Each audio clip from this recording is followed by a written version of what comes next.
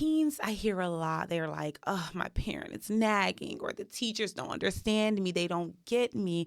What are some key practical communication things, strategies that we can do, or as a psychologist that you work with for the teachers and parents to reduce that amount of conflict that they have with their teenagers? Yes. So I guess things that I could tell a teen to kind of communicate. I think one thing, and teens probably hear this all the time if they have ADHD. Well, ADHD can't be your excuse, and it's true, right? Like it's not an excuse, but it can be an explanation, right? Like it can be like, hey, here's the reason why this happened. I actually did do my homework, but I just forgot to press submit. And, does that mean that you don't get credit on the homework? Maybe, but at least it can explain to the teacher, like, look, here's my work. I'm sorry I didn't press that last submit. I got distracted. I would love to think about ways with you, teacher, that I might be able to not do this in the future or do it less in the future. So I think that it is really, I tell this to parents a lot of how do you partner with your child's school when you are requesting accommodations, for example. But that same message can apply to teens, right? Of like how can you partner with your teacher, right? To be like, look, I also want to do well in this class and show you what I know and what I've learned. But I'm having a little bit of difficulty in this area. Could we talk about ways that I might be able to meet the expectations of this classroom, knowing that there are some things that are going to be harder because of my ADHD. Right. Absolutely. We spent a lot of time talking about the what and the why of ADHD, but let's talk about more specific interventions that are tailor-made to gaining those skills that the ADHD brain struggles with. Sometimes it's called ADHD coaching. Can you explain what is ADHD coaching and how it differs from traditional therapy? So ADHD coaching is going to be a little bit more hands-on, kind of practical, in-the-moment kinds of tools, like someone really saying, okay, you got a messy room. Let's clean it up right now. And whether or not they're physically in your room with you, maybe they're zooming in or whatever you're talking about the strategy that you're going to use when you get home from the coaching. But it's a little bit more on that side of things of the let's practically talk about how to do this, how to plan your time, how to get stuff done. The behavioral therapy that I mentioned earlier has an aspect of that, the organizational skills training that we think about with middle schoolers. But again, there's also that cognitive piece of we're really thinking about the ways that thoughts might be impacting feelings and might be impacting behaviors. So that's the biggest distinction of, coaching's not going to have that kind of more cognitive therapy piece. Let's also talk about the moods that come along with ADHD, that kind of thing. At the moment, our research doesn't yet have a sort of a backing for coaching, right. But that doesn't mean that people might not find it really helpful. When I'm talking to families about what kind of sort of interventions and services might be the most helpful, certainly the coaching might be part of the treatment package that families go and explore. I think because there's not that research backing and there's just not as much maybe consistency across sort of the coaching world. It's just a little bit more unpredictable about what you might get when you go to a coach. And that doesn't mean that it's bad, but I think for families listening to this podcast, it just means you might have to explore a little bit more and say, okay, you're a coach, but I don't know what that means. Tell me what do you typically do with teens? What does this look like? How long will it last? What might we expect to see in terms of outcomes? What might we not expect to see? So those are the kinds of conversations you just probably want to have, especially on the front end when you're talking with a coach, since there is just more variability. Yeah, it's not as standardized as the other treatment interventions that we have. But that doesn't mean you can't benefit, but you may just want to just do your research behind it before you elicit that as only your plan for managing and supporting your teens with ADHD. We've all heard the phrase a lot of time, like what happens in therapy stays in therapy. And I think sometimes I have a different mindset when it comes to ADHD with them experiencing therapy. The moment the student leaves the clinic, the therapeutic strategies stop working unless they're reinforced and repeated in the challenges, especially at school or at home. And the biggest barrier to success is when therapy at home and school are operating all on the same wavelength and communicating with each other. So I think that reinforcement and follow-up are very important. As a mental health professional, what are the most effective ways you communicate and coordinate with the school staff, whether that's counselors or teachers, to ensure that the strategies that you're working on in therapy are also applied and reinforced in the classroom setting? Yes. We definitely want to make sure that the child who's in therapy it's not just 1 hour of therapy. We really want those therapeutic strategies to be reinforced across all the other hours of their life. And so earlier we talked a little bit about reinforcement, right, and finding things that are meaningful for the teen, and using those to help bolster the skills, right? So an example of this is, hey, if you get this amount of homework done, then you can have access to your screens at this time, or you can have access to the car keys. Again, meaningful reinforcements and rewards that can help motivate teens. So certainly, just thinking about the home context, I think that as much as it seems reasonable for the child's developmental level, weaving in parents into the conversations of what's happening in therapy can be helpful. And of course, like you said, what happens in therapy stays in therapy. When you're working with a teen, they might say, you know what, I really don't want to share this with my parents. And that's a great conversation to have with the therapist of when and what would we want to share with parents so that they're aware of what the kids are working on and we can really support it. When it comes to teachers, certainly it's the same kind of thing as I do really, talk to my teen and say, okay, here could be, the pros and cons, right? We talk about the pros and cons together about looping in teachers into some of these strategies. Oftentimes it's, again, kind of working with the parents and having them probably communicate back to the schools themselves. But certainly I've certainly been a part of those conversations as well. And it comes back to the same principles of how do we really help reinforce this student's effort on some of these things that are going to be harder for them. So just an a real example of this is, if a student is having trouble, keeping up with their work across their classes, like could there be someone at the school, maybe it's their homeroom teacher or their advisor or a school counselor who can kind of just send some kind of weekly message that says, okay, here's all the stuff that got turned in, here's the stuff that we're still missing, right? And that allows for parents and kids to celebrate the things that were turned in and the effort, and also know what's missing. And this report cards come, every 9 weeks, and that's just not frequent enough feedback for most kids with ADHD. So how do we get more feedback loops, right, connected with the school? Yeah, I like that. And, it's called like the backpack black hole phenomenon, like in ADHD teens, where the idea of like their major projects are missing or missing for the most part, and parents sometimes don't know about it until like their grades fall below or they get that 9-week report card and find out where they're doing. And then teachers, on the other hand, they're like, we have a portal, like we upload all the grades there. Parents, they're thinking that they're in the know about certain things that's happening with their adolescent teens. What are the most effective ways for the schools to communicate with the parents about homework or academic progress along the way, especially in our students with ADHD, knowing that they will struggle more to turn in these assignments? Totally. I really feel, I know it's really hard, as you talk about the teachers. I mean, teachers are so, pulled so many directions, right? And there is, I think with teens, it is this developmental piece of like, most teens are going to struggle at certain points in time with keeping up with their stuff, and how do we help them do that?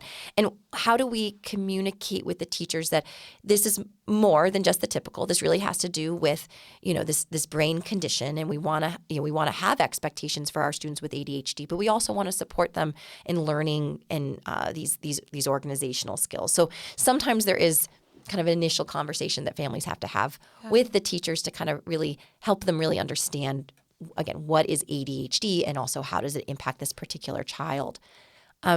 One thing we haven't yet talked about today is those kind of formal school supports. Things like 504 plans or individualized education programs or IEPs. These are school-based supports that can be implemented in school systems or in schools that receive public funding, so public schools and charter schools. And what they're legal documents, right, that outline, hey, here are the things, these are the goals, right, for this child, and here are the ways we're going to measure them, and here's what we're going to do to help support them. And I can certainly talk a little bit more about those and the kind of the ins and outs of 504s and IEPs, but that is another way that can really help teachers know what is expected for this child, and also help with that communication loop, again, with parents and teachers. I love that. And I'm so glad that you went there, because that was literally on my mind next. Briefly, though, without going into so many details, but some parents may be listening like, I don't know what the difference between a 504 plan or IEP. So can you explain, like, how does they benefit both in their own equal way to supporting our teen? Totally. So these are, and one thing I'll mention is that I promise I'll be brief. However, that we do, again, have another free resource on our ADHD Girls and Women that outlines IEPs and 504s and has some additional links. But both of these documents really, again, they are legal documents. So they have to do with how public schools and charter schools are funded.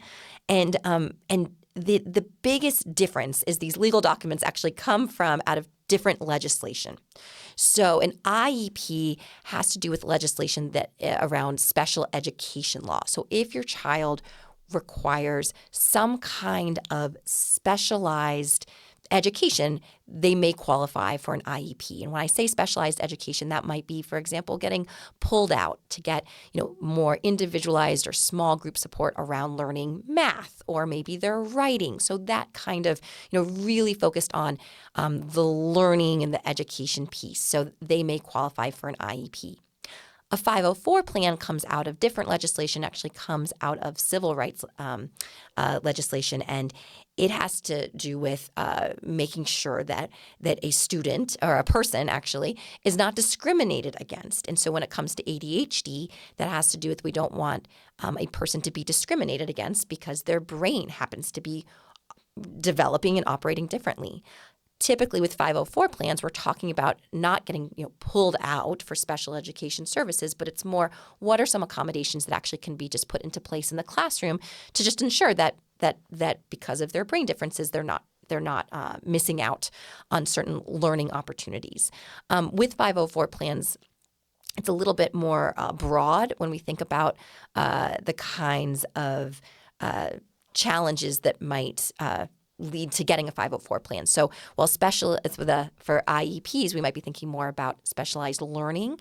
504 plans might have to do a little bit more about different types of learning, like thinking about like how does someone regulating their emotions, right, in the classroom. That has to do with learning, right? You're learning how to regulate your emotions, or maybe we're thinking about maybe peer interactions. So those are kind of the main differences. The last thing I'll just say is that it is not, I would say the majority of the time, if I have a patient who has ADHD but no other co-occurring conditions, I would say that 504 plans are the most typical rather than an IEP.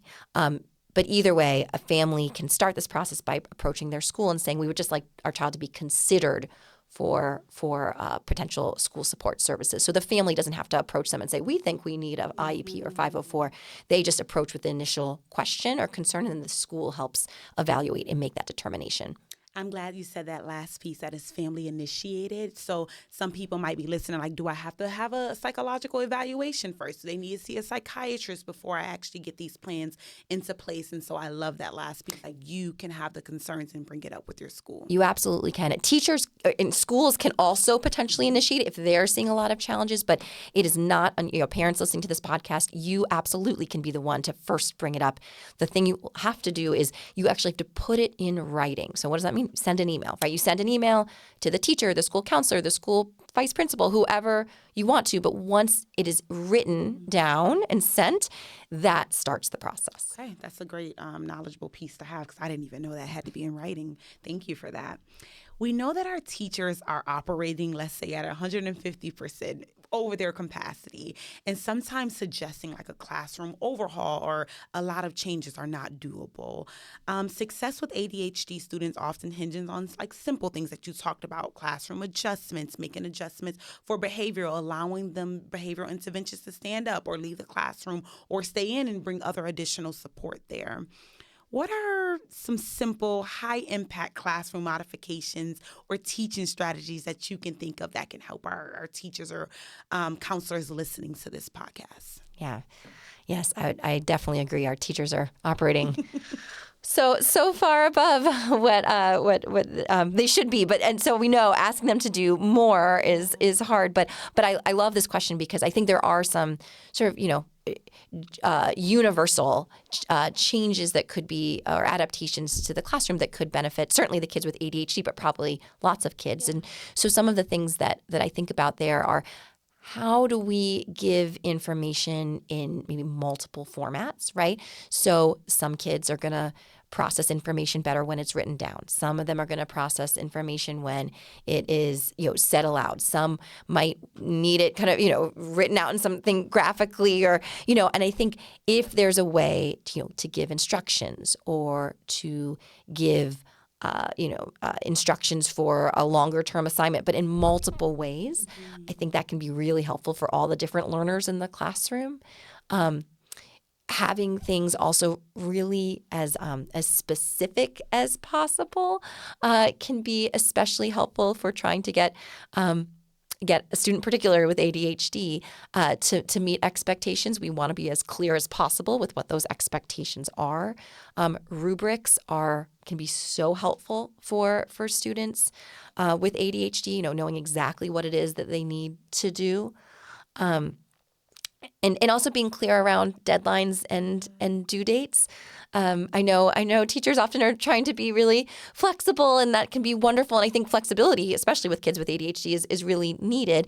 But on the front end of saying, okay, this is really when that first draft is due. This is really when this final draft is due. Having those dates, I think, can be really helpful as kids, do that kind of plan ahead. So those are kind of two of the things that kind of come to mind. I also just one other thing I wanted to mention, Beret, is I love you mentioned kind of standing up. I think that also is, allowing kids a little bit of extra space to move. Something I think that gets maybe misconstrued is that kids with ADHD are, on purpose, right, trying to be disruptive, or they are purposely, being inattentive. And, really, if these kids could do it, they would do it. Yeah. They really, if they were able to meet these expectations, they really would. And so I think, giving kids a little bit of leeway in the classroom in that way of, hey, you want to walk around the classroom a few times and then sit back down? That's totally, can we be flexible around those things? Yeah, and what you're talking about is more building that partnership that is key between the kid and the parent, or the kid and the teacher, just allowing them to feel accommodated and have the space to feel comfortable and freedom to do those things. Mm-hmm. You brought up some of the misunderstandings when it comes to ADHD. A lot of that is like they're lazy or they're doing it on purpose. It's volitional in the way. What are other common misunderstandings or barriers that you encounter from teachers, administrators, or the parents regarding their kids with ADHD? Yeah, so many. They're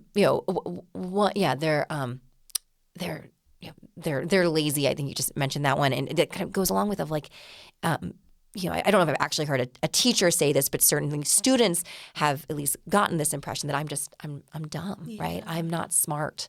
And we know that ADHD is not a disorder of intelligence, right? But this is what they're taking in, they're encoding. But it is not a disorder of intelligence. It is a disorder of performance, and being able to perform tasks consistently is really impacted, but certainly not intelligence. Other things that I think are missed is that the student couldn't possibly have ADHD. They're just sitting so quietly in their chair, right? That inattentive presentation that flies under the radar, that's not picked up, that teachers aren't writing home about. But yes, they absolutely could have ADHD, right? It just doesn't look that typical way. I've mentioned the Center for Girls and Women with ADHD, and I bring that up now because there's also this misconception that certain populations can't have ADHD, right? That girls can't have ADHD, especially groups that we've totally missed, right, in research. So, the Black community, Hispanic kids, and adults. I mean, these are all groups that have just been left out of the ADHD research, but that doesn't mean that they don't have ADHD or can't have ADHD. So those are just some of the things that I think that are good to keep in mind. Love it. We talked a lot about the academic side of things, and sometimes with kids with ADHD or teenagers, some of that impulsivity as well can lead to like fragmented relationships, especially with their peers. And I can only imagine in a phase where you're trying to identify yourself and your role and how you fit in, those alienation things of I'm not good enough, I'm just dumb, can further lead to that. Beyond the academics, how can school counselors best support the social and emotional needs of their kids or their students? Yeah, and we definitely see the social and emotional pieces impacted for sure. I think that this is kind of going back again to helping. I mean, school counselors probably have a good sense of ADHD, but I think helping to see the breadth of all the different places that ADHD can come up at school. So much time at school, we are thinking about the academics and having counselors understand that, oh, wait, no, actually their social can be impacted. And the social is such a big part of what's happening at school, right? So if kids are feeling, are either, are being bullied because they are, again, kind of being disruptive in the classroom or zoning out a lot, or maybe they're doing the bullying. We also see that as well, right? There's some of this impulsiveness that comes along with that, and helping counselors to know that this may be related to their ADHD and also really is impacting them at school, and in the classroom, not just on the playground. I was just talking to a family where the kid is academically struggling because they're feeling so stressed about their peer relationships, right? And so helping them with their peer relationships is going to help them in the classroom as well. And so I think some specific ways that school counselors might think about doing this is, and this is a little bit easier when they're younger, right? To kind of pull them together for lunch bunches, and this might be a couple students who are all working on their social skills development, and doing it in a small group and providing some of that didactic feedback of like, oh, it looks like they're what could they be thinking in that moment, or what could you say? As teens, that is harder to do, right? But I still think that counselors can do this in a developmentally gentle way, whether it be maybe meeting individually with that student a couple times just to kind of talk through their social relationships, or just kind of making sure that their teachers are aware that this is happening.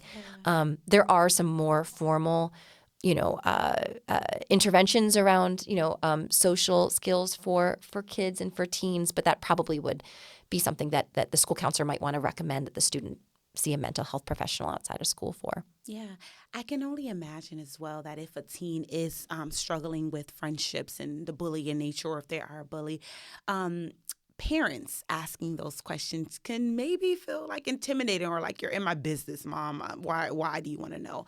Yeah. How can parents like gently nudge those conversations with those teens as well, just to make sure that they're not missing their social development? Totally, I know, and it is so tricky being a parent of a teen and doing this. And I think the main thing is that you want to keep those communication lines open, right? As the parent of a teen, what I think the message you want to send is, hey, teen, I'm here. I'm here to talk when you're ready. I'm here to talk anytime about anything in a non-judgmental way. I love when you talk to me. And I think the more that message can be sent in, whether it be like, hey, you want to just go get some ice cream right now? And like, sitting in the car is a great place to talk when you guys are just staring straight ahead. You don't have to look at each other in the eyes. Like, that's when a lot of great conversations can happen that way. Or similarly, hey, I'm going to go take the dog for a walk. You want to come? Like, just opening up the opportunities for that kind of conversation with your teens, I think, can lead to more of that. Certainly you can ask and say, hey, how's it going with your buddies? And how's it going? You haven't talked to that friend in a while. I'm just wondering what's going on. Yeah. But you're completely right that some teens are going to shut down. They might not want to talk. So just thinking of ways to keep those communication lines open, I think is probably the most proactive thing that a family can do. And certainly if they are seeing some any sort of red flags, right? If they really are like, oh, my child is really withdrawing right now from social interactions, or, I can just see that they seem really down. I mean, that would definitely be a time that parents probably should be more proactive. And again, we talked about calling the pediatrician. Pediatrician's a great place to start whenever there's those kinds of concerns. Yeah, shifts. And I think, Julia, you're pointing at don't only try to force the communication or have that communication when you think it's a problem. Just make it normalized amongst the family structure, and maybe asking about their days periodically so they're not putting two and two together, like she sees something or she knows that something's going on. This is why they're asking. Yep, exactly. We've covered so much ground today, and thank you again so much, from the executive functioning to communication loops to academic barriers and even social constructs and how they fit in with their peer groups. It's easy for a parent teacher to listen to all this information and just feel kind of overwhelmed, and they may be thinking where do I even start, right? So if you can give them some piece of advice or the single most important thing a parent or teacher who is feeling overwhelmed right now about supporting their adolescent with ADHD, what would it be? My first piece of advice is to take a deep breath and know that this is hard. I mean, everything you just said, I mean, that's a lot. There's so many, I think parenting in general is really hard. Parenting a teen, extra hard. Parenting a teen with ADHD is triply as hard. So just knowing okay, this is hard, and you having some grace with yourself as a parent to know that this is the case, and making sure you're taking care of yourself as a parent. Taking care of yourself, whether that be, your own therapy, making sure you're getting your exercise or eating well or watching bad TV, whatever you need to do to feel, regulated, that makes you a better parent. So I think that's step number one. I think sometimes parents lose that piece that they need to take care of themselves in this. And the second thing is I think, if your child already has ADHD, knowing that ADHD and the way that it changes and the way that it presents and the way that it impacts people changes across the lifespan. So if you are in the trenches right now, which you may be, it does not mean that you're going to be in the trenches forever. It might mean that your treatment plan right now looks a little bit different, is more intensive, and that's okay. And working with your team, your pediatrician, your psychologist, your psychiatrist, whoever else is on your kid's team or school, to make sure they're getting what they need. But also knowing that, things will change, right? Their brain's going to keep changing. The expectations of the environments are going to keep changing. And that, I think that sometimes that can be helpful to know that, okay, we're doing this intensive treatment right now, knowing that we're trying to get our whole family and our kid on the best footing that they can be. So I think those are my main pieces.